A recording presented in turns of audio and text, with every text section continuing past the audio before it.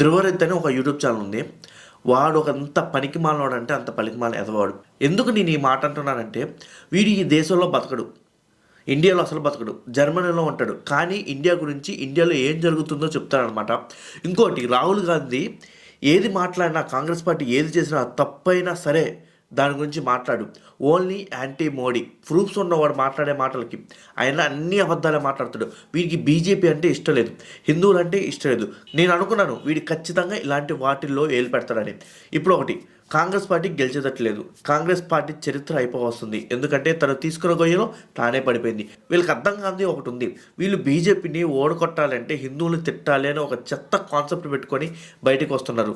కానీ నిజమేంటంటే వీళ్ళు ఈ కాన్సెప్ట్ పెట్టుకొని బయటకు వస్తే వీళ్ళు రియాలిటీలో చేదు అనుభవం తగ్గుతుంది. అందుకనే కాంగ్రెస్ ఇలా ఓడిపోతూనే ఉంటుంది. వీడికి ఫండింగ్ ఇచ్చేది కాంగ్రెస్ పార్టీ అని పాకిస్తాన్. అంతేకాదు కొన్ని ఇండియాలో ఉన్న కొన్ని యాంటీ బీజేపీ పార్టీస్ వీడికి ఫండింగ్ ఇస్తుంది. వీడు దురంధర్ సినిమా తప్పు అని చెప్తున్నాడు. నేను దురంధర్ సినిమా రెహమాన్ దగ్గర వాడు ఒరిజినల్ స్టోరీ నేను చదివాను. ఈ యూట్యూబ్ కంటెంట్ గాడు పాకిస్తానీ ఇన్నోసెన్స్ అంటాడు. నీ అమ్మ నేను చదివి తెలుసుకున్నారా బాబు, వాడి స్టోరీ అలాంటిది. వీడు అది తప్పు అంటాడు, పాకిస్తాన్ మంచిది ఇన్నోసెంట్ అంటాడు. ఇంకో విషయం, వీడు ఎప్పుడైతే వీడియో తీశాడో, అప్లోడ్ చేశాడో అప్పుడు 16 days అయింది దురంధర్ సినిమా సక్సెస్ అయ్యి, రిలీజ్ అయ్యి.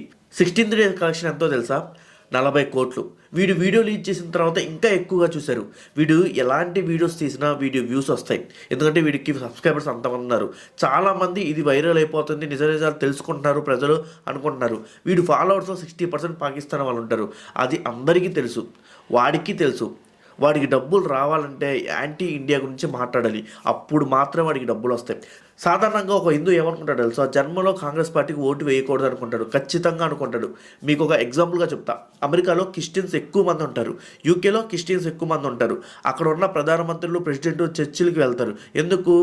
ఒకటి, వాళ్ళ మతం అది. ఎక్కువ మంది క్రిస్టియన్స్ ఉన్నారు కాబట్టి.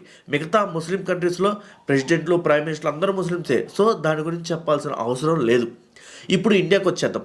ఇండియాలో ఉన్న ప్రధానమంత్రి గుళ్ళకి వెళ్ళకూడదు, హిందువుల ధర్మం గురించి మాట్లాడకూడదు, హిందూస్ని తొక్కాలని. హిందూస్ ఇక్కడ ఎక్కువ మంది ఉన్నారు, అయినా సరే హిందుత్వాన్ని తొక్కాలి ఇక్కడ అని వాళ్ళ వాళ్ళ స్వభావం అనమాట. ఇక్కడ ఉన్న ప్రైమ్ మినిస్టర్ అలానే చేయాలి. మిగతా దేశాల్లో అక్కడ ప్రధానమంత్రులు, ప్రెసిడెంట్లు వాళ్ళ మతాన్ని వాళ్ళు పాటించవచ్చు, ఇక్కడ మోడీ పాటించకూడదు. అది వాళ్ళ ఉద్దేశం అనమాట. రియల్ ఇన్సిడెంట్లు సినిమాలుగా తీసినా తప్పే. అసలు నాకు అర్థం కాదు, అది రియల్ ఇన్సిడెంట్ సినిమా, రియల్గా జరిగిన సినిమా, కొన్ని ట్రూ ఈవెంట్స్ కలిపి సినిమాగా తీశారు. అది కూడా తప్పు. దానికి మళ్ళీ తమిళంలో మోడీ ఫోటో. అసలుకి వీడి కాన్సెప్ట్ ఏంటి? యాంటీ మోడీ. అసలు రియల్ ఇన్సిడెంట్ని తప్పని చెప్పాడు అంటే అర్థం చేసుకుని ఇండియా అంటే వాడికి ఎంత కసని. ట్విట్టర్లో ఉన్న చాలా అకౌంట్స్ అన్నీ పాకిస్తాన్ నుంచి రన్ అవుతున్నాయి అకౌంట్స్. వాళ్ళ మొదటి కర్తవ్యం ఏంటంటే ఏం తెలుసా? ఫస్ట్ కాంగ్రెస్ పార్టీని హై లెవెల్ చేయడం, అంటే ఒక హీరోలాగా చిత్రీకరించడం, కాంగ్రెస్ పార్టీ మంచిదని చిత్రించడం. రెండోది బీజేపీ గురించి చెడుగా మాట్లాడటం. మూడోది హిందువుల్ని తొక్క తీసి నారబెట్టడం, అంటే హిందూ దేవుల్ని, హిందువుల్ని తప్పు చేసి మాట్లాడటం. అది అనమాట. సో దాన్ని కాంగ్రెస్ పార్టీ కార్యకర్తలు, కాంగ్రెస్ పార్టీ బాగా సపోర్ట్ చేస్తుంది అనమాట. సో అంటే హిందూ దేవుళ్ళు తిడితే అది ఒక ప్యాషన్ అయిపోయింది కాంగ్రెస్ పార్టీకి. నేను ఎందుకు ప్రతిదాన్ని కాంగ్రెస్ పార్టీని ఎందుకు తీసుకొస్తున్నావు అనుకుంటారు. ఎందుకంటే తెలంగాణలో కాంగ్రెస్ పార్టీ ఉంది కదా.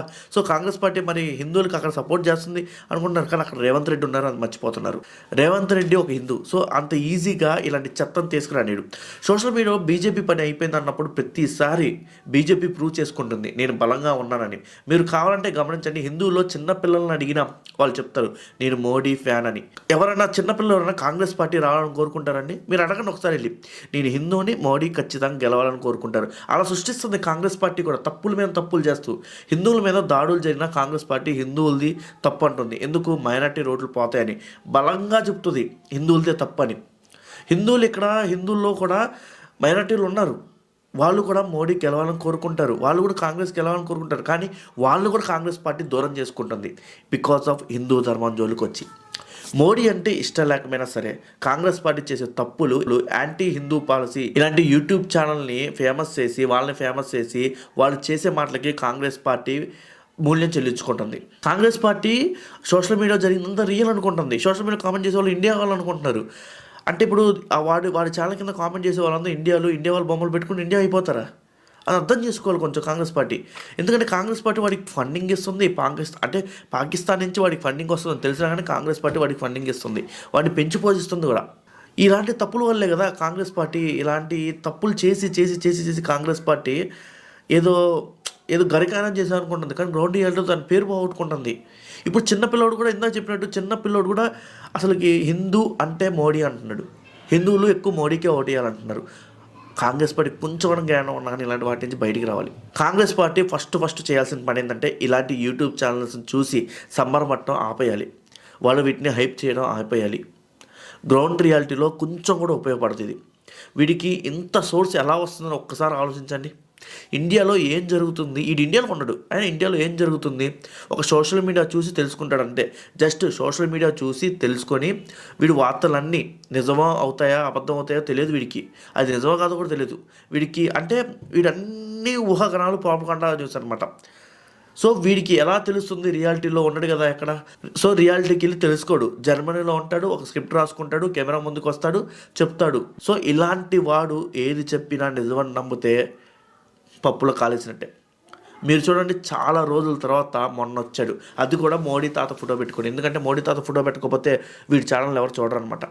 బంగ్లాదేశ్లో హిందువుల్ని నడి రోడ్డు మీద తగలు పెడితే అప్పుడు మాట్లాడాడు వీడు, కరుడు కట్టిన దేశద్రోహి వీడు.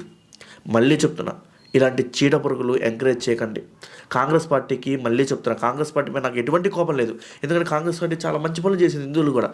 కానీ ఇప్పుడున్న నాయకులు Congress party anti Hindu party, అంటే బీజేపీ పార్టీ అసలైన హిందూ పార్టీలాగా చిత్రగిస్తున్నారు.